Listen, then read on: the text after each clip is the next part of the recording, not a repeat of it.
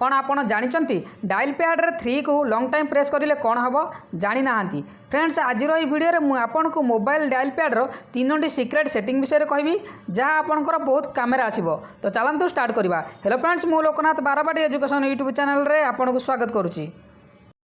Number 1 जदि आपण काम बहुत व्यस्त रुहति आपन को कहीं कॉल कले आपन फोन रिसीव करि नथांती आउ परे तांको कॉल करने को भी भूली जाती। जदि आपन चाहती आपन को 5 मिनट को थरे मिस कॉल रो रिमाइंडर आसू तो आपन यह करेंगे। यही सेटिंग एनेबल करने डायल पैड रो तले लेफ्ट साइड रे थिबा 3टी गार रे क्लिक करंतु।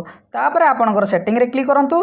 सेटिंग रे क्लिक कर साला पर एही पेज आसी जिवो। एठी आपन एडवांस सेटिंग रे क्लिक करंतु। एडवांस सेटिंग रे क्लिक कर सारिला पर एठी आपन देखि पारुथिबे मिस कॉल रिमाइंडर्स तारी ऊपर क्लिक करंतु। तारी ऊपर क्लिक कर साला पर एमिति आसी जिवो। आपन 5 मिनट की थरे केते थरा आपन को मोबाइल को मिस कॉल रिमाइंडर आसीबा को चाहउचंती आपन सिलेक्शन करदेवे। जदि 2 थर आसवाई चाहूँगी माने 5 मिनट की थरे केवल 2 थर ही मिस कॉल रिमाइंडर आसवाई चाहूँगी तो आपन 2 टाइम्स रे क्लिक करेंगे। क्लिक कर सारा पर फ्रेंड्स आपन सेटिंग एनेबल हो आपनकर 5 मिनट की थरे आपन 2 थर मिस कॉल रिमाइंडर आसीजिवो। आपन मोबाइल रे अलार्म टाइप रे बाजिवो। आपड़ देखिपे मोर मोबाइल रो स्क्रीन रे मु 3 को लॉन्ग टाइम प्रेस करिले मोर कॉल ऑटोमेटिक लगी जाउची। जदि आपन भी चाहूथिबे 2 3 4 किंबा 5 को आपन लॉन्ग टाइम प्रेस करिले आपन को कॉल भी ऑटोमेटिकली क्या लगी जिवो तो आपन यह करि परिबे। आपन जो नंबर रे ई सेटिंग को एनेबल करिया पई चाहउचंती से नंबर को लॉन्ग टाइम प्रेस करंतु। लॉन्ग टाइम प्रेस करि सारला परे आपन को एही परि पेज आसी जिवो। Assign a quick dial number two this button आपन यस रे क्लिक करंतु। यस रे क्लिक करि सारला परे एठी आपन को बहुत सारा नंबर आसी जिवो। आपनकर जो नंबर आपन सेट करिवा चाहउचंती से नंबर टी को सिलेक्शन करि देबे। नंबर टी को सिलेक्शन करि सारला परे फ्रेंड्स आपन नेक्स्ट टाइम जेते बेले से नंबर को लॉन्ग टाइम प्रेस करिवे से ऑटोमेटिकली कॉल तांको लागि जिवो।